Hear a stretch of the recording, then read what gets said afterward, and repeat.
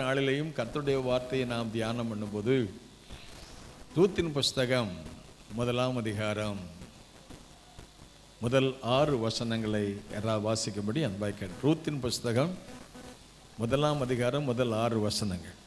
நியாயாதிபதிகள் நியாயம் விசாரித்து வரும் நாட்களில் தேசத்திலே பஞ்சம் உண்டாயிற்று. அப்பொழுது யூதாவில் உள்ள பெத்லகேம் ஊரானாகிய ஒரு மனுஷன் தன் மனைவியோடும் 2 குமாரரோடும் கூட மோவாப் தேசத்திலே போய் சஞ்சரித்தான். அந்த மனுஷனுடைய பேர் எலிமலேக்கு, அவன் மனைவியின் பேர் நகோமி. அவனுடைய 2 குமாரரில் ஒருவன் பேர் மக்லோன், மற்றொருவன் பேர் கிலியோன். யூதாவில் உள்ள பெத்லகேம் ஊராகிய எப்ராத்தியார் ஆகிய அவர்கள் மோவாப் தேசத்திற்கு போய் அங்கே இருந்து விட்டார்கள். நகோமியின் புருஷனாகிய எலிமலேக்கு இறந்து போனான். அவளும் அவளுடைய 2 குமாரரும் மாத்திரம் இருந்தார்கள். இவர்கள் மோவாபியரில் பெண் கொண்டார்கள். அவர்களில் ஒருத்தி பேர் ஓர்பால், மற்றவள் பேர் ரூத். அங்கே ஏறக்குறைய 10 வருஷம் வாசம் பண்ணினார்கள். பின்பு மக்லோன் கிலியோன் என்னும் அவர்கள் இருவரும் இறந்து போனார்கள். அந்த ஸ்திரீ தன் குமாரர் இருவரையும் தன் புருஷனையும் இழந்து தனித்தவளானாள். கர்த்தர் தம்முடைய ஜனங்களை சந்தித்து அவர்களுக்கு ஆகாரம் அருளினார் என்று அவள் மோவாப் தேசத்திலே கேள்விப்பட்டு தன் மருமக்களோடு கூட மோவாப் தேசத்திலிருந்து திரும்பி வரும்படி எழுந்து. இங்கே வாசித்து பார்க்கும் பொழுது ஒரு குடும்பத்தை பற்றி நாம் வாசித்து பார்க்கிறோம். எலிமலேக் என்றால் தேவன் என்னுடைய ராஜா, த லார்ட் இஸ் மை கிங் என்கிற ஒரு பொருளை உடைய ஒரு குடும்பம். அவர்கள் பெத்லகேமிலே வாழ்ந்து வந்தார்கள். இந்த பெத்லகேம் என்றாலே இதற்கு பல இடங்களிலே நாம் வேதாகமத்தில் இந்த ஊரை பற்றி நாம் வாசித்து பார்க்கிறோம். பெத்லகேம் ஒரு சின்ன சிற்றூர். இந்த பெத்லகேமுக்கு இயேசு வருவதற்கு முன்பதாக முந்திய நாட்களிலே ஆதியாகம புஸ்தகத்தில் நீ கவனித்து பார்க்கும்போது 15ஆம் அதிகாரத்தில் 16, 17, 18 வசனங்களை இங்கே வாசித்து பார்க்கலாம். 1 சாமுவேல் புஸ்தகம் 16ஆம் அதிகாரம் 17ஆம் அதிகாரத்தில் பெத்லகேமிலே தாவீதை பற்றி நாம் வாசித்து பார்க்கலாம். இங்கே நாம் பார்க்கும் பொழுது எப்ராத்தா எனப்பட்ட பெத்லகேமிலே வாழ்ந்த ஒரு குடும்பம் எலிமலேக், நகோமி, மக்லோன், கிலியோன் என்கிற ஒரு குடும்பம். இந்த குடும்பம் அவர்கள் அங்கே அந்த தேசத்திலே பஞ்சம் உண்டானபடினாலே வேதம் அழகா சொல்கிறது. ரூத்தின் புஸ்தகத்திலே 1ஆம் அதிகாரத்தில் அந்த நாட்களிலே தேசத்தில் என்ன உண்டாயிற்று? பஞ்சம் உண்டாயிற்று. எதற்காக தேசத்திலே பஞ்சம் உண்டாயிற்று என்று எங்களை வாசித்து பார்ப்போமேனால், அதுக்கு முன்பதாக இருந்த புத்தகம் நியாயாதிபதி புஸ்தகத்தில் கடைசி அதிகாரம் கடைசி வசனம் சொல்லப்படுகிறது. அந்நாட்களிலே இஸ்ரவேலிலே ராஜா இல்லை, அவனவன் தன் பார்வைக்கு சரி போனபடி செய்து வந்தபடினால் என்று சொல்லப்படுகிறது. நியாயாதிபதி புஸ்தகம் 21, 25 சொல்லப்பட்டபடி அந்த நாட்களில் இஸ்ரவேலில் ராஜா இல்லை. ராஜா இல்லாதனால அவரவருடைய பாதைக்கு சரி போனபடி செய்து வந்தார்கள். ஆகவே மனிதனுக்கு செம்மையாய் தோன்றுகிற வழி உண்டு, அதன் முடிவோ மரண வழிகள். மனித வாழ்க்கையிலே அவரவருடைய இஷ்டத்துக்கு செய்தால் என்ன நடக்குங்கிறத பார்க்கிறோம். ஆகவே தான் நீதிமொழி புஸ்தக வாசிப்போம், சுய புத்தியின்மை சாயாமல் என்று வாசித்து பார்க்கிறோம். இந்த நாட்களில் இந்த ரூத்தின் புஸ்தகத்தை கவனித்து பார்க்கும் பொழுது வேதத்தில் 2 புத்தகம் பெண்களுடைய பெயரில் எழுதப்பட்டதாக இங்கே வேதத்தில் வாசித்து பார்க்கிறோம். ஒன்று ரூத்தின் புஸ்தகம், நன்றி எஸ்தரின் புஸ்தகம். இந்த ரூத் ஒரு மோவாபிய பெண்.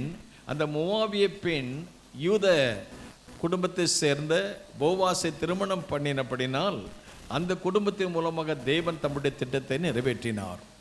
எஸ்தர் புஸ்தகத்தை நீங்கள் வாசித்து பார்க்கும் பொழுது எஸ்தர் ஒரு யூத பெண்மணி. அந்த யூத பெண்மணியின் மூலமாக ஒரு பிரஜாதிய ராஜாவாகிய அகாசுபருவை திருமணம் செய்தபடினால் அந்த குடும்பத்தின் மூலமாக தேவன் தம்முடைய திட்டத்தை நிறைவேற்றினார். இந்த 2 பெண்கள் மூலமாக கர்த்தர் பெரிய காரியங்களை செய்தார்.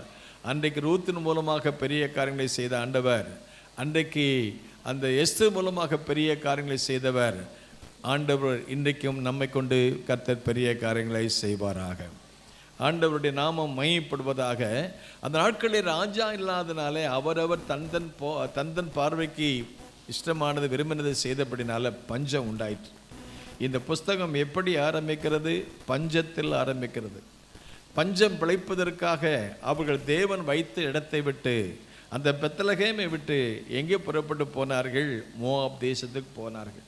மோவாப் தேசம் எதற்கு அடையாளம் என்றால் அது தேவனுடைய பார்வைக்கு தேவனுடைய சித்தத்துக்கு மாறாக செயல்பட்ட குடும்பத்தினுடைய விளைவாக அந்த தேசம் அங்கே காணப்பட்டது. உபாகம புஸ்தகம் 23 வாசித்து பார்க்கிறோம்.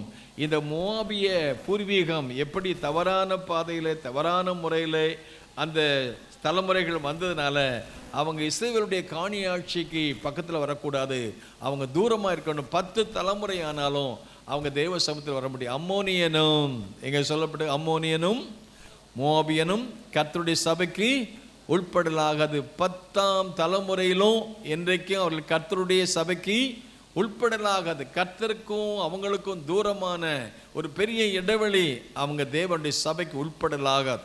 ஆகவே தேவனுடைய சபைக்கு உட்படலாகாதுங்கிறதான சூழ்நிலையில் இவங்க போய் அந்த தேவனால் ஆஸ்வதிக்கப்பட்ட குடும்பத்தில் உள்ளதான இந்த எலிமலை குடும்பம், இந்த நகோமியுடைய குடும்பம் அங்கே போய் தேவனுக்கும் உலகத்துக்கும் பெரிய மாபெரும் வித்தியாசமான சூழ்நிலை. தேவ சமூகத்தை விட்டு அப்பத்தின் வீடு, பெத்லகேம் என்றால் அப்பத்தின் வீடு, ஆகாரத்தின் வீடு, ஆசீர்வாதத்தின் வீடு, இந்த வீட்டை விட்டு எதனால் அங்கே புறப்பட்டு போகிறாங்க? பஞ்சம் விளைப்பதற்காக. எதனால் பஞ்சம் வந்துன்னு சொல்லி அவங்க இருக்கிற இடத்துல அவங்க தங்களுடைய வாழ்க்கையை சரி செய்திருப்பார். ஆனால் அவங்க இருக்கிற இடத்துல கர்த்தர் அவங்களை ஆஸ்வதிப்பார். வாழ்க்கையில் குறைவு வரத்தான் செய்யும். வாழ்க்கை என்பது மேடு பள்ளங்கள் உள்ளது தான். எப்போதும் கிறிஸ்தவ வாழ்க்கை என்பது அது பஞ்சுமத்தை உள்ள ஒரு வாழ்க்கை அல்ல. உலகத்தில் ஆண்டவர் சொன்னார், உலகத்தில் உங்களுக்கு உபத்திரம் உண்டு, ஆனாலும் திடன் கொள்ளுங்கள், நான் உலகத்தை ஜெயித்தேன். உலகத்தில் நமக்கு பாடுகள் வரும்போது, கஷ்டம் வரும்போது வேதம் அழகாக இக்காலத்து பாடுகள் இனி வெளிப்படும் மகிமைக்கு ஒப்பிடத்தக்கவைகள் அல்ல. வாழ்க்கையில் பஞ்சம் வரும்போது, பிரச்சனை வரும்போது, பாடுகள் வரும்போது, கண்ணீர் வரும் பொழுது நாம் சிந்தித்து பார்க்க வேண்டிய ஒரு சூழ்நிலைமை. ஆண்டவரே, இதை எதற்காக அனுமதித்தீர் என்று சொல்லி நாம் கர்த்தருடைய கரத்தில் கேட்கும் பொழுது ஆண்டவர் நமக்கு சரியாக வழி நடத்துவார். இந்த காரியத்திற்கு நாம் என்ன பரிகாரம் செய்ய வேண்டும் என்று நாம் கர்த்தருடைய கரத்தில் இருக்கும் பொழுது கர்த்தர் அது நமக்கு ஆலோசனை கொடுத்து எந்த இடத்துல ஏற்பட்ட துன்பமாக இருந்தாலும் பஞ்சமாக இருந்தாலும் அந்த பஞ்சத்தை கர்த்தர் செழிப்பாக மாற்றி அமைக்க முடியும். இந்த புத்தகம் ஆரம்பத்தில் பஞ்சத்தில் ஆரம்பிக்குது, துன்பத்தில் ஆரம்பிக்குது, வறுமையில் ஆரம்பிக்குது, கடைசி முடிவில் மரணத்தில் போய் முடியுது. ஆனால் ஆண்டவருக்கு ஸ்தோத்திரம், ஆரம்பம் அற்பமாக இருந்தாலும் முடிவு சம்பூரணமாக இருக்கிறது. ஆமேன். காரணம் என்னவென்றால் அவர்கள் பெத்லகேம் விட்டு போனபடினால அங்கே ஏற்பட்டதான விளைவுகள். ஆனால் அதே வேளையில் அழகாக சொல்லப்படுகிறது. என்ன சொல்லப்படுகின்றால் கர்த்தர் என்ன செய்தாராம்? தம்முடைய ஜனங்களை சந்தித்தார். அல்லேலூயா. தேசத்திலே பஞ்சம் ஏற்பட்டது. பஞ்சம் ஏற்பட்டபடினால ஜனங்கள் அந்த தேசத்தை விட்டு நாலா திசையும் சிதறி போனார்கள். ஆனால் அந்த பஞ்சம் ஏற்பட்ட தேசத்தில் தேவன் செழிப்பையும் அனுப்பின பொழுது, நல்ல விளைச்சலை அனுப்பின பொழுது, நல்ல நன்மைகளை கட்டளையிட்ட பொழுது, ஆசீர்வாதம், ஆரோக்கியம், ஆகாரம் வந்த போது வேதத்திலே சொல்லப்படுகிறது. இவைகளுக்கெல்லாம் காரணம் என்னவென்றால் கர்த்தர் தம்முடைய ஜனங்களை சந்தித்தார். ஆமென். அல்லேலூயா. தேவ சந்திப்பு, a divine encounter. ஆண்டவருடைய சந்திப்பு, தேவ சந்திப்பு நம்முடைய வாழ்க்கையில் வரும் பொழுது சூழ்நிலை மாறும். எந்த மனிதனை கர்த்தர் சந்திக்கிறாரோ அல்லது எந்த மனிதன் கர்த்தரை சந்திக்கிறாரோ அங்கே அவருடைய வாழ்க்கையில் ஒரு மாற்றம், ஒரு மறுரூபம் உண்டாகும். எந்த வீட்டை இயேசு சந்திக்கிறாரோ அந்த வீட்டில் ஒரு மாற்றம் உண்டாகும். எந்த கிராமத்திற்கு இயேசு வருகிறாரோ, எந்த பட்டணத்துக்கு இயேசு வருகிறாரோ அங்கே ஒரு மறுரூபம் உண்டாகும். ஆமென். கரங்களை தட்டி கர்த்தரை ஸ்தோத்திரம். ஹல்லேலூயா. மீண்டும் பெத்லகேமிலே ஒரு நல்ல செய்தி கிடைக்கிறது. தேவன் நம்முடைய ஜனங்களை சந்தித்தார். ஆண்டவருக்கு ஸ்தோத்திரம். இந்த செய்தி கேள்விப்பட்ட பொழுது அவர்கள் மீண்டும் பெத்லகேமுக்கு வர இருக்கிறார்கள். ஆண்டவருக்கு ஸ்தோத்திரம். ஆகவே இந்த கால வேளையில் செய்தி என்ன என்றால், let us go to Bethlehem, back to Bethlehem. பெத்லகேமுக்கு திரும்பி வருவோம். இங்கே வரும்பொழுது நிறைவோடு வந்தார்கள். பெத்லகேம் விட்டு புறப்பட்ட போது நிறைவோடு புருஷன் இருந்தார், பிள்ளைகள் இருந்தார்கள், சந்தோஷமான ஒரு குடும்பமாக போனார்கள்.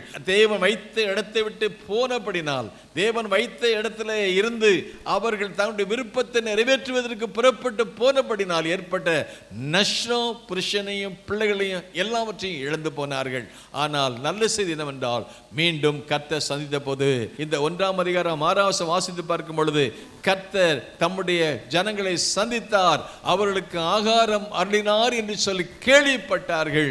ஆகவே மறுபடியும் திரும்பி வரும்படி எழுந்து புறப்பட்டு வந்தார்கள். ஆமென், அல்லேலூயா. இன்னைக்கு அநேக குடும்பங்கள் அமெரிக்காவில் குடியிடுறாங்க.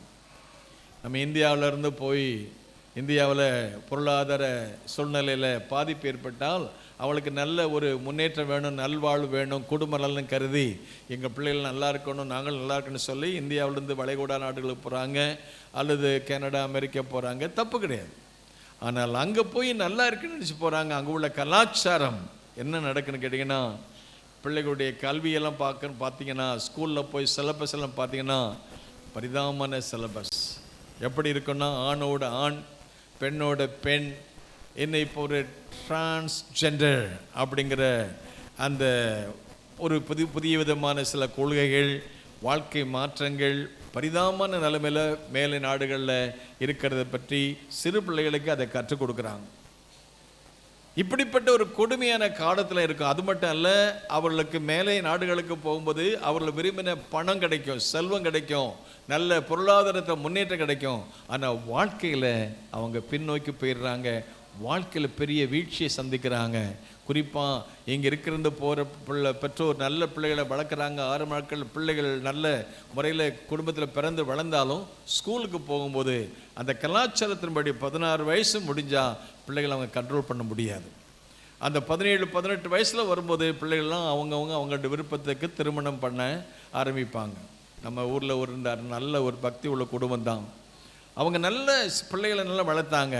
ஆனால் கல்லூரியில் போன போது அவங்க எதிர்பாராத விதத்தில் பெற்றோர் விருப்பத்திற்கு மாறாக, தேவனுக்கு விருப்பத்திற்கு மாறாக திருமணங்கள் நடைபெற்றதுனால அந்த குடும்பம் பாதிக்கப்பட்டு அவங்களுடைய எதிர்காலத்தில் பெரிய நஷ்டத்தை அனுபவிக்கிறாங்க. இப்படிப்பட்ட ஒரு சூழ்நிலையில் அவங்க பாதிக்கப்படுகிறாங்க. ஆனால் சில குடும்பத்தில் அங்கே போன பொழுது பெற்றோர் என்ன செய்கிறாங்கன்னா, அவங்க அநேகர் வருத்தப்படக்கூடிய காரியம்னா, எங்கள் பிள்ளைகளுடைய நல்வாழ்வுக்காக நாங்கள் இந்த தேசத்துக்கு வந்தோம், எங்களுடைய better life, you want to see better life, ஆகவே அதற்காக வந்தோம்.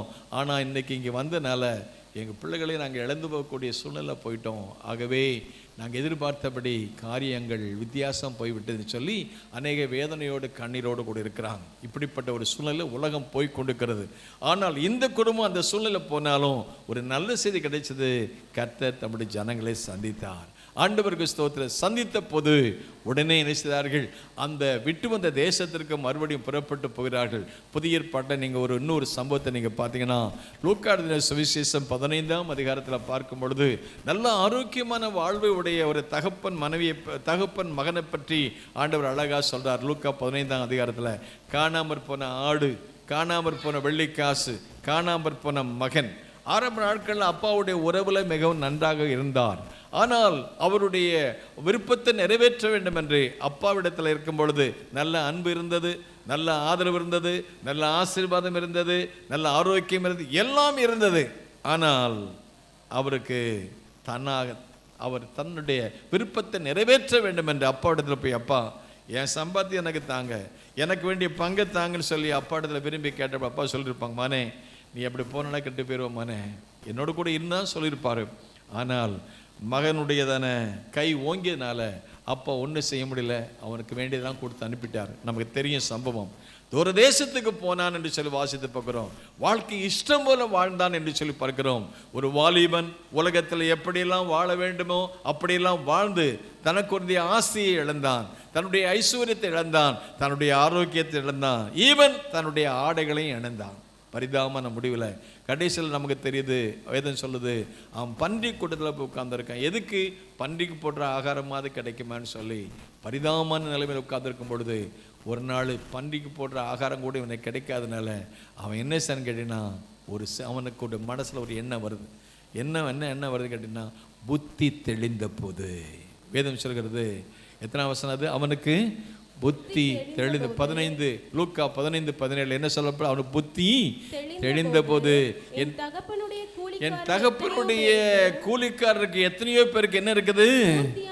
பூர்த்தியான சாப்பாடு இருக்கிறது. நானும் என்ன செய்றேன்? எல்லாம் சொல்லுங்க. எங்க அப்பா வீட்டுல சொல்ல முடியுமா? எல்லாம் சொல்லலாங்க. எங்க அப்பா வீட்டுல பூர்த்தியான சாப்பாடு இருக்கிறது. நானும் என்ன செய்றேன்? நம்முடைய வேதம் நம்ம சொல்லுது, உம்முடைய சமூகத்தில் என்ன இருக்குதான்? உம்முடைய சமூகத்தில் பரிபூரண ஆனந்தமும் உம்முடைய வலது பார்சத்தில் நித்திய பேரின்பம் உண்டு. இயேசு கிறிஸ்துவுடைய சன்னிதானத்தில் அப்பாவுடைய வீட்டில் ஒன்றும் குறைவா இல்லை, எல்லாம் நிறைவா இருக்குது. ஆமேன் சொல்லுமா? ஆமேன். அல்லேலூயா. எங்கள் பாஸ்டர் தலைமை போதகர் இருந்தாங்க, பாஸ்டர் ஜெயராஜ். அவங்க தான் ஆல் இண்டியாவுக்கு அசம்பிளி சப் கார்டு சூப்பர் இருப்பாங்க. அவங்க வீட்டுக்கு போனால் சொல்லுவாங்க, தம்பி நல்லா சாப்பிட்டு, எல்லாம் இருக்குது உன் அப்பா வீட்டில், ஆண்டவர் கிருபையினால எல்லாம் நல்லா நிறைவாக இருக்குது. நீ சாப்பிடாம போனால் உன் குற்றம், நீ பசினால் போனால் அது உன்னை பொறுத்தது, உன்னுடைய நீ செய்த தவறாகும். அதனால் உன்னுடைய தகப்பனுடைய வீட்டில் எல்லாம் பூர்த்தியாக இருக்கிறது. இந்த காலவெளியில் கர்த்தருடைய ஆலயத்துக்கு வந்திருக்கீங்களே, உலக பிரகாரமான அப்பா வீடு இல்லாமல் இருக்கலாம், ஆனால் ஆண்டுடைய வீட்டில் நமக்கு தேவையான எல்லாம் சம்பூர்ணமாக இருக்கிறது. ஆமென். அல்லேலூயா. வேதம் நமக்கு சொல்றது, என் ஜெப வீட்டில் நான் அவர்களை மகிழ பண்ணுவேன். நம்முடைய துக்கத்துக்கு, நம்முடைய கண்ணீருக்கு ஒரு பதில் உண்டு. நிச்சயமாகவே என் தேவனுடைய வீட்டில் நம்மளுக்கு வேண்டிய எல்லாம் நிறைவாக இருக்கிறது, எல்லாம் சம்பூர்ணமாக இருக்கிறது. ஆண்டவருக்கு ஸ்தோத்திரம். இந்த காலை ஆராதனையில் அந்த இளையகுமாரன் சொன்னான், எங்கள் அப்பாவுடைய வீட்டில் எல்லாம் பூர்த்தியாக இருக்கிறது, நானும் என்ன செய்கிறேன்? நான் பசியினால் சாகிறேன். நான் ஒரு நாளும் பசியினால் சாக வேண்டிய அவசியம் இல்லை. ஆண்டவர் திருப்தியாக்குற தேவன், நம்மை நடத்துகிறவர், நம்மை ஆஸ்வதிக்கிறவர். ஆகவே புத்தி தெளிந்த போது அவன் சொன்ன வார்த்தை, நானோ பசினா சாகிறேன். என் தகப்பனுடைய வீட்டில் ஏராளமான வேலைக்காரருக்கு சாப்பாடுக்கு நான் பசினா சாகிறேன்னு சொல்லி அவன் எழுந்து புறப்பட்டு வந்தான். அவன் வர்றதை தகப்பன் தூரத்திலிருந்து பார்த்த பொழுது அவனை கட்டிப்பிடித்து அவனுக்கு முத்தம் கொடுத்து அவனுக்கு வேண்டியதான அவனை சுத்தம் பண்ணி, அழகாக வேதம் சொல்கிறது, அவனுக்கு நல்ல உயர்ந்த வஸ்திரத்தை கொடுத்தான். ஆமென் சொல்லலாமா? அல்லேலூயா. அப்பா வீட்டுக்கு வரும்போது நமக்கு என்ன கிடைக்குமா? உயர்ந்த வஸ்திரம். எல்லாம் சொல்லுங்க, சொல்லுங்க. என்ன வஸ்திரமா? இதுக்கு முன்னால் இருந்த அந்த கந்தை வஸ்திரத்தை கழற்றி போடும்படி கர்த்தர் கிருபை செய்தார். உயர்ந்த வஸ்திரம். தேவ சமூகத்துக்கு வரும்பொழுது என் தகப்பன் ஊழியக்காரனை பார்த்து, இவனுக்கு உயர்ந்த வஸ்திரத்தை கொண்டு வந்து இவனுக்கு கொடுங்க. அப்புறம் என்னத்தை கொடுங்க? நல்ல கைக்கு மோதிரத்தையும் கொடுங்க, கால்களுக்கு பாதரட்சியும் கொடுங்கன்றார். அல்லேலூயா சொல்லுமா? அல்லேலூயா. இது உண்மையிலே அந்த லிட்டரல் மீனிங்கில் பார்த்தீங்கன்னா, ஆண்டவருக்கு ஸ்தோத்திரம், நமக்கு உயர்ந்த வஸ்திரத்தையும் கத்த கொடுப்பார். அன்றைக்கு உயர்ந்த வஸ்திரத்தை யாரு அப்பா யாரு எந்த மகன் கொடுத்தார்னா, அன்றைக்கு யாக்கோபு தன்னுடைய மகனாகிய யோசேப்புக்கு உயர்ந்த வஸ்திரம் பல வர்ண அங்கேயே கொடுத்தார். அது எதை காண்பிக்கிறது? அன்பை காண்பிக்கிறது. பல வர்ணம் நல்ல ஆவிக்குரிய வரங்களை காண்பிக்கிறது. இன்றைக்கு அப்பாவுடைய வீட்டுக்கு நம்ம வரும்பொழுது தேவன் நமக்கு உயர்ந்த வஸ்திரம், வஸ்திரம் என்று சொன்னால் துதியின் வஸ்திரம். ஆமென் சொல்லுவோமா? அல்லேலூயா. ரட்சிப்பின் வஸ்திரம், பரிசுத்த வஸ்திரம், ஏராளமான வஸ்திரத்தை கர்த்தர் நமக்கு தர்றார். எல்லாவற்றுக்கும் மேலாக உயர்ந்த வஸ்திரத்தை கொண்டு வந்து கர்த்தர் கொடுப்பதற்கு கர்த்தர் கிருபை செய்வார். எப்போ? அப்பா வீட்டுக்கு வரும்போது. இந்த காலை ஆராதனையிலும் கூட தேவனை விட்டு தூரமாக போயிருந்தா நாம் தேவன் பக்கம் வரும்போது நமக்கு உயர்ந்த வஸ்திரத்தை நம்ம கொடுக்குறாரு, ரட்சிப்பை கொடுக்குறாரு, கிருபைகளை கொடுக்குறாரு, அபிஷேகத்தை கொடுக்குறாரு. அங்கே சொல்லப்படுகிறது, ரட்சிப்பின் அந்த வஸ்திரத்தை கொண்டு வந்து அவனுக்கு என்னத்தை கொடுங்க? கைக்கு மோதிரத்தையும். ஆமென். கைக்கு என்னது? மோதிரம். அல்லேலூயா சொல்லுமா? ஆமென். எத்தனை பேருக்கு மோதிரம் வேணும்? அல்லேலூயா. மோதிரம் என்ன? அங்கீகாரம். He is my son. அதிகாரம். அந்த வீட்டில் இதுவரைக்கும் அவனுக்கு அதிகாரம் இல்லை, அதிகாரத்தை இழந்து போயிட்டான். அவனுக்கு ஏற்கனவே இருந்த அதிகாரத்தை இழந்துட்டான். இப்போ அவனுக்கு அப்பாவுக்கு தொடர்பு இல்லாமல் இருந்துச்சு. ஆனால் திரும்ப வந்த போது வேதம் சொல்கிறது, அவருடைய நாமத்தின் மேல் விசுவாசம் உள்ளவர்களாய் அவரை ஏற்றுக்கொண்டவர்கள் எத்தனை பேர்களோ அத்தனை பேரும் அவருடைய பிள்ளைகளாக முடியும். என்ன கொடுக்குறாரு? அதிகாரம் கொடு. எல்லாம் சொல்லுங்க, அதிகாரம் சொல்லுங்களேன். அதிகாரம். அல்லேலூயா. என்ன அதிகாரம்? நாம் பிள்ளைகளானால் சோதரமாக எவர்கள் தேவனுடைய ஆவியினால் நடத்தப்படுகிறார்களோ அவர் தேவனுடைய பிள்ளைகளாக இருக்கிறார்கள். ஆமேன்னு சொல்லுவோமா? நாம் அவருடைய பிள்ளையா திரும்ப அவர்கிட்ட வந்ததுன்னா நமக்கு உயர்ந்த வசனத்தை கொடுத்தாரு. The best government, the best பொத்தீஸ்லே அல்லது ஆர்எம்கேவில் இல்லாத த பெஸ்ட் வசனத்தை கொடுப்பார். அல்லேலூயா சொல்லுவோம். ஆமேன். இந்த கிறிஸ்மஸுக்கு நீங்கள் பெஸ்ட்டாக சூஸ் பண்ணுவீங்க, ஆனால் ஆண்டவர் கொடுக்கறது தி பெஸ்ட். ஆமேன். எல்லாம் சொல்லுங்க, தி பெஸ்ட் சொல்லுங்களேன். தி பெஸ்ட் யாருக்கெல்லாம் வேணும்? ஆமேன். தி பெஸ்ட் முதல்தரமானது எங்களுக்கு தாங்க ஆண்டவரே. வஸ்திரம் கொடுக்கிறார், அப்புறம் அதிகாரம் கொடுக்கிறார். என்ன அதிகாரம்? வானத்திலையும் பூமியிலையும் அந்த அதிகாரத்தை நமக்கு தர்றாரு. கரங்களை தட்டி கர்த்தரை ஸ்தோத்திரம். ஹல்லேலூயா. நாம யார்கிட்ட பெக் பண்ண தேவையில்லை. Don't go to anybody else, don't ask and begging. No. நீதிமான் கைவிடப்பட்டதையும் அவன் சந்ததி அப்பத்துக்கு இருந்து கண் கண்ணிசில. கரங்களை தட்டி கர்த்தரை ஸ்தோத்திரம். No more begging. அப்பாட்ட வரும்போது உயர்ந்த வசனத்தை கொடுக்குறாரு, நல்ல மோதிரத்தை கொடுக்குறாரு, அதிகாரத்தை கொடுக்குறாரு. அப்புறம் என்ன கொடுக்குறாரா? ஆள்களுக்கு பாதரட்சைகளையும் போடுங்கள். சூப்பர் பாதரட்சை. அல்லேலூயா சோமம். தி பெஸ்ட் ஷூ, நல்ல ஷூ கொடுப்பார். பேட்டால கூட அப்படி கிடைக்காது. ஆமென். ஆண்டவருக்கு ஸ்தோத்திரம். நாம போடுறதெல்லாம் பல சலசெல்லாம் போட்டுட்டு புதுசெல்லாம் கத்தை கொடுப்பார். அல்லேலூயா சொல்லுமா? சர்ச்சுக்கு புதுசாக போட்டு வராதீங்க. அல்லேலூயா. ஒரு நாள் சர்ச்சுக்கு புதுசாக கல்யாணம் பண்ண உடனே அவங்களுக்கு கல்யாணத்துக்கு புதுசாக ஷூ எல்லாம் வாங்குவாங்கள்ல, சாண்டல்லாம் வாங்கிட்டு வருவாங்க. இவங்க புது பொண்ணும் புது மாப்பிள்ளையும் சர்ச்சுக்கு வந்து தானே வந்திருக்காங்க. சமாதானம் அப்புறம் சபைக்கு போவோம்னு சொல்லிட்டு வந்துட்டோம். வந்த உடனே கடத்தி போட்டிருக்காங்க. இந்த சமாதான கேடு உண்டாக்குற பேய் எங்கெங்க அலையும். அதுக்கு இந்த புது ஷூவை பார்த்து, புது சாண்டலை பார்த்த உடனே ஒரு டெம்ப்டேஷன், சோதனை. அதை புது பொண்ணு ஷூவை அந்த சாண்டில் தூக்கிட்டு போயிட்டான். நான் கல்யாணம் முடிஞ்சு ஜெபம் பண்ணிட்டு பொண்ணு எங்கள் பின்னால் போய் பார்க்க தன்னுடைய சாண்டலை காணும். கடைசியில் நடந்து போயிருக்கு.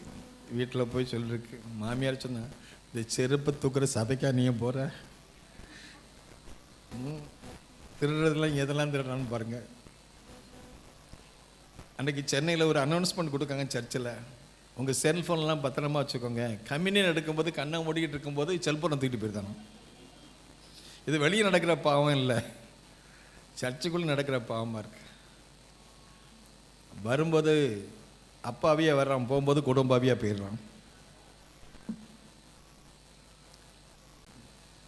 ஆண்டவருக்கு ஸ்தோத்திரம். ஆகவே ஆண்டவர் நமக்கு தர்றது தி பெஸ்ட், உயர்ந்த வஸ்திரத்தை கொடுக்குறார்.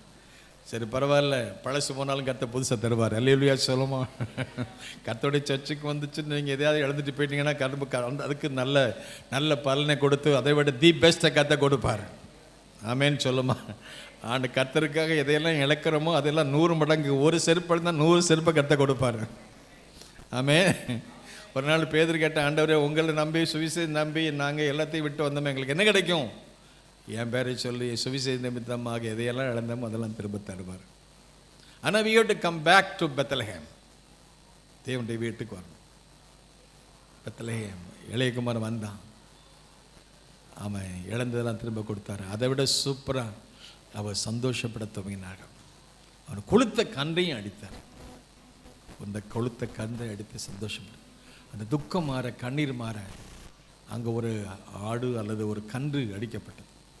இயேசு நமக்காக அடிக்கப்பட்டதுனால நம்முடைய துக்கத்தை மாற்றி, கண்ணீரை மாற்றி நம்ம சந்தோஷப்படுவதற்கு அவர் கரையும் கொடுத்துக்கிறார்.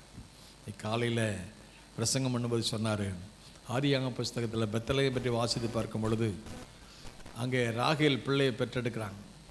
ராகேல் பெற்றெடுத்த முதல்ல யோசேப்பை பெற்றெடுத்தாங்க, ரெண்டாவது பெனானின்னு.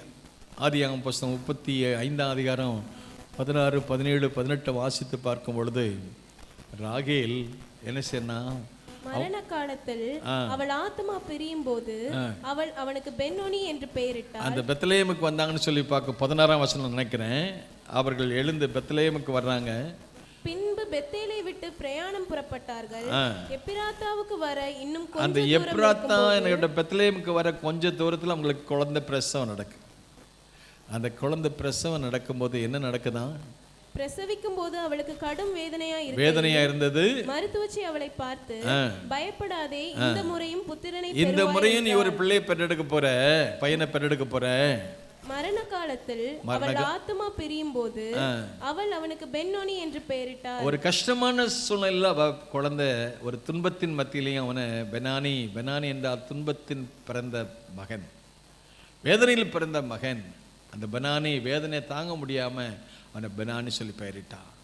ஆனா அந்த இறப்பின் மத்தியிலையும் அவளுடைய கணவன், அந்த பிள்ளையின் தகப்பன் அவளுக்கு என்ன பெயரிட்டானா? அவன் தகப்பனோ அவனுக்கு பென்யமீன். அவன் ஜீவனை பெற்றவன், தன் சகோதர சிநேகத்தை பெற்றவன் என்று சொல்லி பென்யமீன் அவன் சகோதரருடைய சுகமாய் வாசமாய் இருப்பான் என்பதற்கு, ஜீவனை பெற்றவன் என்பதற்கு பொருளுடைய ஒரு பெயரை வைத்தான். அவர் என்ன சொல்ல வந்தான்னு கேட்டீங்கன்னா, இறப்புங்கிற ஒரு இடத்துல வரும்போது ஒரு பிறப்பையும் கத்த தர்றாரு. ஆமென். மரணம் எங்கேயோ அங்கே ஒரு ஜீவனும் உண்டாகிறது. இதை ராகேல் தன்னுடைய வாழ்க்கையில் அவள் மரணத்தின் விளிம்பில் இருக்கும் பொழுது அந்த சூழ்நிலையை மாற்றுவதற்கு அவளுடைய கணவனாகிய யாக்கோபு, அந்த பிள்ளையின் தகப்பன், அவனுக்கு ஜீவன் உண்டாகும்படி ஒரு புதிய வழியை கொடுக்கிறான்னு சொல்லி பார்க்குறோம். இன்றைக்கும் மரணம் எங்கே சம்பவிக்கிறதோ, இறப்பு எங்கே சம்பவிக்கிறதோ, துன்பம் எங்கே சம்பவிக்கிறதோ, அங்கே துன்பத்தின் மத்தியிலையும் ஒரு இன்பத்தையும் கர்த்தர் கொடுப்பார். பெத்லகேமிலே பிள்ளை சாகக்கூடிய சூழ்நிலை, பிள்ளை செத்து போன சமயத்திலையும் ஒரு ஜீவன் உண்டாகும்படி கர்த்தர் அங்கே ஒரு வாசலை திறக்கிறார். இந்த காலவேளை கூட பெத்லகேமுக்கும் வந்து நமக்கு ஒரு புது வாழ்வை கர்த்தர் கொடுப்பாராக. இறப்பு என்கிற ஒரு சூழ்நிலை வரும்பொழுது ஒரு பிறப்பையும் கர்த்தர் அங்கே கட்டளையிடுகிறார். அதை என்ன சொல்ல வந்தென்றால், யோவானுடைய சுவிசேஷம் 12:24 சொல்ல, கோதுமை மணி ஆடுது, அது நிலத்தில் வந்து சாகாவிட்டால் தனித்திருக்கும், அது செத்ததை ஆகில் அது என்ன செய்யுமா? மிகுந்த பலனை கொடுக்கும். ஆமென் சொல்லுமா? அப்ப நாம எதற்கு சாக வேண்டும் என்றால், நம்முடைய மனுஷியத்துக்கும் மாமிசத்துக்கும் சுயத்துக்கும் சாக வேண்டும். அல்லேலூயா சொல்லுமா? அல்லேலூயா. கிறிஸ்துவுடையவர்கள் தங்களுடைய மாம்சத்தையும் அதன் ஆசை இச்சைகளையும் என்ன செஞ்சிருப்பாங்களாம்?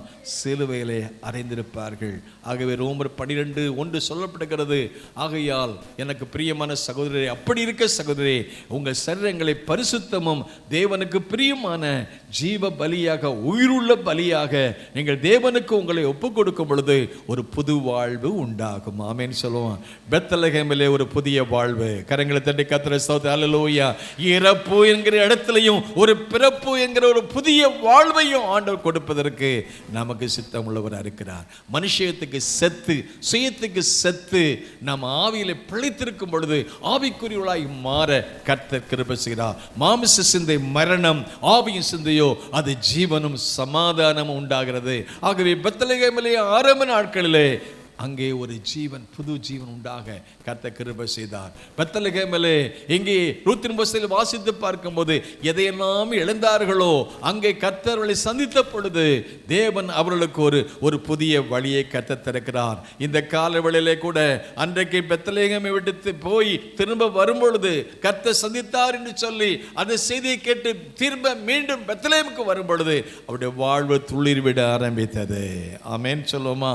வேத வாசித்து பார்க்கிறோம், அந்த கோல் துளிர் விட்டு அது பூ பூத்து அது பழங்களை கொடுத்தது போல எங்கே பஞ்சம் வந்ததோ, எங்கே வறுமை வந்ததோ, எங்கே வாழ்வு இழந்தார்களோ, எங்கே தோல்வி ஏற்பட்டதோ அந்த இடத்திலே பஞ்சத்திலே செழிப்பை கட்டளையிட்டார். வறுமையிலே மீண்டும் ஒரு புது வாழ்வை கர்த்தர் கொடுக்க கிருபை செய்தார்.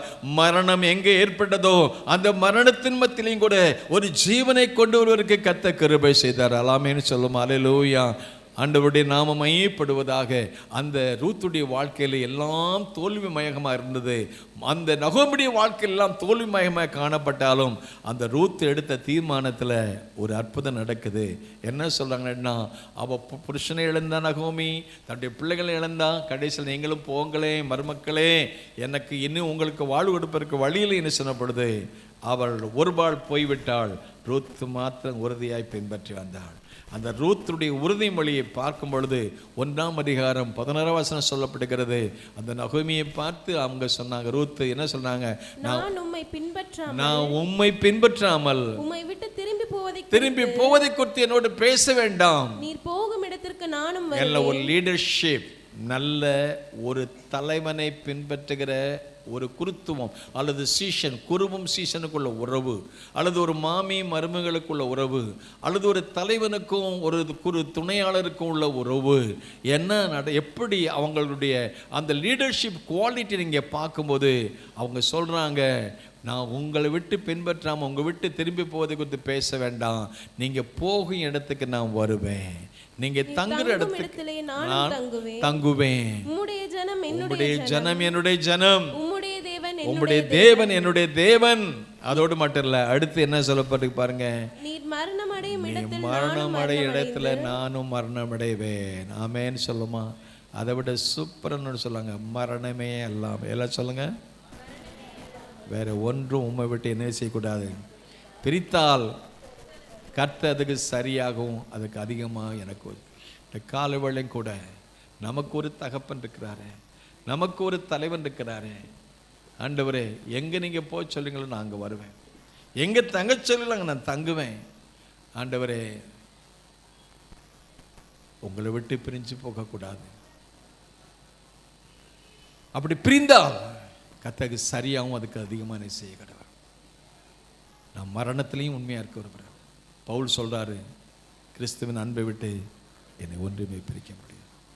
பசியோ பட்னியோ நிர்வாணமோ நாச மோசமோ எது வந்தாலும் என் ஆண்டவருடைய அன்பை விட்டு நாங்கள் கிறிஸ்துவுக்கு முற்றிலும் ஜெயம் கொள்ளுகிறவர்களாக இருக்கிறோம். ஆமேன்னு சொல்லுமா? அந்த தொடர்ந்தேர்ச்சியான உறுதியான அந்த தீர்மானத்தை கர்த்தர் பார்த்து வாழ்வு இழந்தவளுக்கு வாழ்வு கிடைக்கபடி கிருபை செய்தார். கரங்களை தட்டி கர்த்தரை ஸ்தோத்திரம். அல்லேலூயா. என் மகளே, நீ சுகமாய் வாழ்ந்திருக்கும்படி நான் உனக்கு சவிக்கியத்தை தேடாதிருப்பேனோ? ஒரு நல்ல லீடர்ஷிப், உண்மையா நம்ம ஆண்டவரை பின்பற்றும் போது நம்ம சவிக்கியத்தில் கர்த்தர் அக்கறையா இருக்கிறார். வாழ்வை இழந்தவளுக்கு நகோமி சொன்னாங்க, நகோமினா என்ன அர்த்தம்? இன்பம் என்பது அர்த்தம். அந்த இன்பமான வாழ்வில் அந்த இன்பத்தை இழந்து போன சமயத்தில், துன்பத்தை அனுபவித்த சமயத்திலும் அந்த துன்பத்தின் மத்தியிலையும் கூட அவங்களுக்கு ஒரு இன்பத்தை கர்த்தர் கட்டளையிட்டார். ஆரம்பத்தில் அவங்க சொன்னாங்க, என் பேர் நகோமி, நகோமினால இன்பமாக இருந்த காலம் எல்லாம் போச்சு, இப்போ துன்பமான காலமாக தான் இருக்குது, ஆகவே இனி என் வாழ்க்கையில் மாறா கசப்பான அனுபவம் தான் சொல்லி அவங்க தீர்மானிச்சிருந்தாங்க. ஆனால் ஆண்டவருக்கு ஸ்தோத்திரம், இந்த ரூத்தினுடைய தீர்மானம் அவருடைய தீர்மானத்தை மட்டும் அல்ல, மாமியுடைய தீர்மானத்தை மாற்றியது. என் வாழ்க்கை இன்பமான வாழ்க்கையாக இருந்தது, துன்பமான வாழ்க்கையாக மாறிச்சு. ஆனால் இந்த ரூத்துடைய தீர்மானத்தின் அடிப்படையில், இந்த ரூத்து நிமித்தமாக அந்த நகோமியுடைய வாழ்க்கையை மாற செய்து ஆண்டவருக்கு ஸ்தோத்திரம், அவளுடைய இழந்த அந்த இன்பத்தை இழந்த அந்த துன்பத்தில் இருந்த மாமிக்கும் மீண்டும் ஒரு இன்பத்தை கொடுப்பதற்கு கர்த்தர் ரூத்தின் மூலமாய் வழிகளை வகுத்தார். ஆமென் சொல்லுமா? இந்த ரூத் ஒரு மோவாபிய பெண், 10 தலைமுறை ஆனாலும் அவங்க தேவ சமூகத்துக்கு வர முடியாது. ஆனால் அவருடைய அர்ப்பணம், அவருடைய தீர்மானம், அவருடைய பின்பற்றுதல், அவருடைய உறுதி, இது அவளுடைய வாழ்க்கை மட்டுமல்ல, அவளை சார்ந்த முழு குடும்பத்திற்கும் ஒரு பெரிய மாற்றத்தை கொண்டு வந்தது. அதோடு கூட மட்டுமல்ல, ஒரு போவாஸை கண்டுகொள்ள கர்த்தர் கிருபை செய்தார். அந்த போவாஸ் மூலமாக அவள் குடும்பமாக இணைக்கப்பட கர்த்தர் கிருபை செய்தார். அந்த போவாஸ் ஒரு ஓபேத்தை பெற்றான், அந்த ஓபேத் ஒரு ஈசாயை பெற்றான், ஒரு ஈசாய் ஒரு தாவீதை பெற்றான், தாவீது வம்சத்தில் இயேசு வந்தார். ஆமென். மாபெரும் மாற்றம். ஒரு ஆள் கர்த்தரை உண்மையாக பின்பற்றும் போது அந்த அவங்களுக்கு மட்டும் அல்ல, அவன் குடும்பத்துக்கும் தலைமுறைகளுக்கு மட்டும் இல்லை, என்னைக்கோ பல 1000 ஆண்டுகளுக்கு முன்பதாக ரூத் எடுத்த தீர்மானத்தின்படி அந்த ரூத்துடைய வம்சத்தில் இயேசு வந்தாரு. அந்த வம்சத்தில் நாமும் வருவதற்கு கர்த்தர் கிருபை செய்தார். கரங்கள் தட்டி கர்த்தரை ஸ்தோத்திரம். அல்லேலூயா. ஆகவே என்ன துன்பம் வந்தாலும் தொடர்ந்து நான் உண்மையை பின்பற்றுவேன்னு சொல்லி உறுதியாக பின்பற்றுவோம். நம் மூலமாக நமக்கு மட்டும் இல்லை, நம்ம தலைமுறைகளுக்கும் கர்த்தர் ஆசீர்வாதத்தை வைத்துக்கிறாரு. சின்ன பெத்லகேம் அறிமுகம் இல்லாத ஒரு இடம். ஆனால் அறிமுகம் இல்லாத இடத்திற்கு ஒரு அறிமுகம் இல்லாத ஒரு பெண்மணி வந்து தூர தேசத்து, அதாவது தேவனுடைய காணியாட்சிக்கு தூரமாக இருந்த அவர்கள் இப்பொழுது முன்னே தூரமாக இருந்த நம்மை இப்பொழுது கிறிஸ்துவின் ரத்தத்தினாலே சமயமாக மாற பண்ணினாரே. அந்த ரூத்துடைய தீர்மானம் அவருடைய வாழ்வுக்கு ஒரு புது வாழ்வு, அவருடைய குடும்பத்திற்கு, அவளை சார்ந்த குடும்பத்திற்கு ஒரு புது வாழ்வு. அது நிமித்தமாக அந்த நகோமி அந்த ரூத்து பெற்ற பிள்ளையை மடியிலே வளர்க்கக்கூடிய பாக்கியத்தை பெற்றார் என்று வாசித்து பார்க்கிறோம். அதனுள் நிமித்தமாக அந்த வீடு கட்டப்பட்டது. ஆமென் சொல்லுமா? அந்த குடும்பம் கட்டப்பட்டது, வீடு கட்டப்பட்டது, தேசம் கட்டப்பட்டது. உலகத்தினுடைய ராஜ்யம் கட்டப்படுவதற்கு ஒரு பெண்மணியுடைய தீர்மானத்தை கர்த்தர் கனம் பண்ணினார்.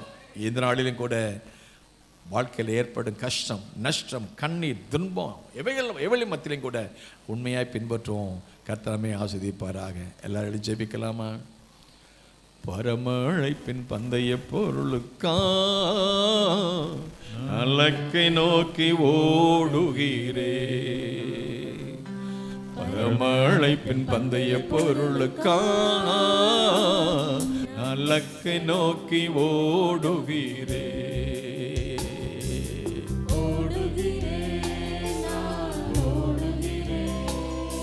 என் இயேசுவுக்காய் நான் ஓடுகிறேன், ஓடுகிறேன், என் இயேசுவுக்காய் நான் ஓடுகிறேன். அல்லேலூயா, அல்லேலூயா, அல்லேலூயா, அல்லேலூயா, அல்லேலூயா, அல்லேலூயா, அல்லேலூயா, அல்லேலூயா. லாபமான அனைத்தையுமே நஷ்டமென்று கருதுகிறே. எனக்கு லாபமான அனைத்தையுமே நான் நஷ்டமென்று கருதுகிறே. இயேசு ராஜாவின் இந்த வேலைக்காக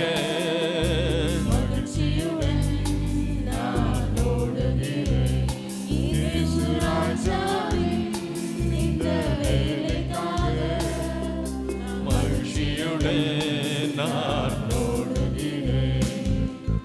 அல்லேலூயா, அல்லேலூயா, அல்லேலூயா, அல்லேலூயா, அல்லேலூயா, அல்லேலூயா, அல்லேலூயா. எத்தனை தான் இடர்கள் வந்தாலும் சொல்வோமா, விசுவாசத்திலே நிலைத்திருப்பேன். எல்லாம் சொல்வோம். எத்தனை தான் இடர்கள் வந்தாலும் விசுவாசத்திலே நிலைத்திருப்பேன். எனக்காக அப்பா நியமித்த பாதையிலே நான் ஓடுகிறேன். எனக்காக அப்பா நியமித்த பாதையிலே நான் ஓடுகிறேன். அல்லேலூயா, அல்லேலூயா, அல்லேலூயா, அல்லேலூயா, அல்லேலூயா, அல்லேலூயா, அல்லேலூயா. என் மணவாளன் இயேசுவை காணவே வாஞ்சிக்கிறேன். என் மணவாளன் இயேசுராஜாவை நான் காணவே வாஞ்சிக்கிறேன். என் ஆசையெல்லாம் இயேசுதானே.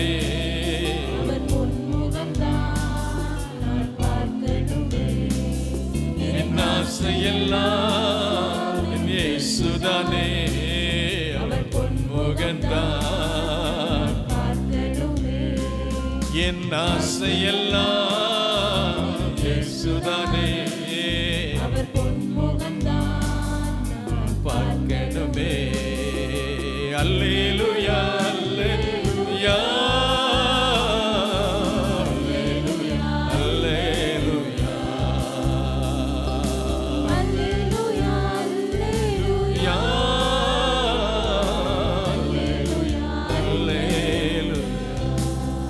உலகம் சொல்லலாம் உன்னால என்ன பிரயோஜனம்? உலகம் நம்மை தவறான முறையில் பார்க்கலாம், தவறான நோக்கத்தோடு பார்க்கலாம். கர்த்தர் என்ன பார்க்குறான்னா நம்ம கொண்டு பெரிய காரியங்களை செய்ய போகிறார். ஆமென், அல்லேலூயா. உலகம் குறைகளை பார்க்கும், எதிராளி நம்முடைய குறைகளை பார்ப்பான், நம்மை குறைவை பார்ப்பான். நம்முடைய ஆண்டவரை நிறைவை பார்க்கிறாரு. விழுந்து போன சமூகம், அம்மோன் புத்திரர், மோவாப் புத்திரர், அவன் காணியாட்சிக்கு வருவது தகுதியே கிடையாது. ஆனால் அந்த தகுதியை மாற்றுறாங்களே, உடைக்கிறாங்களே, சட்டத்தையும் மாற்றுறாங்களே, சாபத்தை மாற்றுறாங்களே. அவங்க தேவன் மேல் வைக்கிற விசுவாசம்,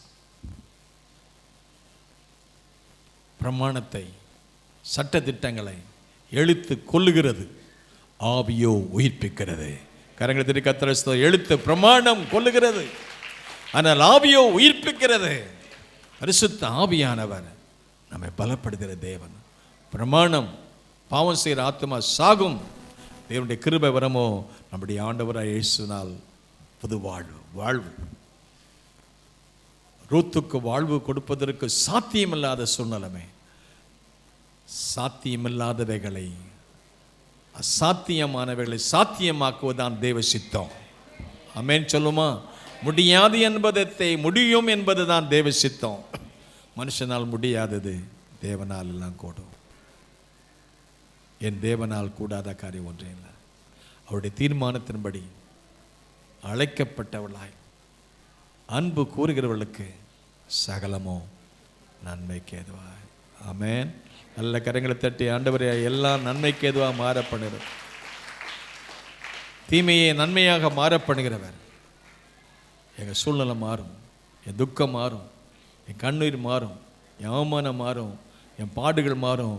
கர்த்தர் எனக்காக யாவையும் செய்து முடிப்பார். தகப்பனே, இந்த பகல் வேளையில் கொடுத்த வார்த்தைக்காக ஸ்தோத்திரம். பெத்லகேமிலே தாவீதுக்கு அபிஷேகம் பண்ண ஆண்டவர் எங்களுக்கும் அபிஷேகத்தை கொடுத்து எங்களையும் பயன்படுத்த அநேகருக்கு ஆண்டவரை ஆசீர்வாதமாக எங்களை உபயோகிக்கும்படி செபிக்கிறோம். இந்த பகல் வேளை ஆராதனையில் பெத்லகேமுக்கு வந்தவர்களுடைய வாழ்வு பெனானி பெஞ்சமீனாக மாற்றி, பிறப்பு அங்கே இறப்பு ஏற்பட்டதிலையும் இறப்பு ஏற்பட்ட இடத்துல பிறப்பை கொடுத்து, மரணத்திலையும் ஒரு ஜீவனை கொடுத்து, வாழ்வு கொடுத்து ஆண்டவரே அந்த சூழ்நிலையை மாற்றின கர்த்தர். ஆண்டவரே, நகோமி என்ற இன்பத்திலே துன்பம் வந்த பொழுது எல்லாவற்றையும் இழந்த இழப்பிலே ஈடு செய்வதற்கு உதவி செய்த ஆண்டவர், இழந்து போனதை தேடவும் ரட்சிக்குமே மனுஷகுமாரன் வந்திருக்கிறேன்னு சொல்லி நாங்கள் இழந்த இழப்பிலே எதையெல்லாம் இழந்தமோ அவைகளாம் ஈடு செய்வதற்கு தேடி வந்த பெத்லகேமின் ராஜாவே உமக்கு நன்றி சொல்கிறோம். பெத்லகேமுக்கு வந்த தாவீதையும் அபிஷேகம் பண்ணி ஆடுகளுக்கு பின்னால் இருந்த அந்த தாவீதையும் ஒரு அரசனாக்கி பெத்லகேமில் வாழ்வடைய செய்த தெய்வமே, நாங்களும் பெத்லகேமிலே வந்து வாழ்வடைந்து உடைய நாமத்தை மையப்படுத்த கிருபை தாரும், ஆசீர்வதிங்க. இயேசு நாம் ஜெபிக்கிறோம் பிதாவே. ஆத்துமாவே கர்த்தரை ஸ்தோத்திரி, ஆத்துமாவே கர்த்தரை ஸ்தோத்திரி. அவர் செலவரும் நம்முடைய கர்த்தராகிய இயேசு கிறிஸ்துவின் கிருபை, பிதாவாகிய தேவனுடைய அன்பு, பரிசுத்த ஆவியானவருடைய ஐக்கிய சந்தோஷ சமாதானம் நம் மனதில் இருப்பதாக. God bless you all. Thank you so much.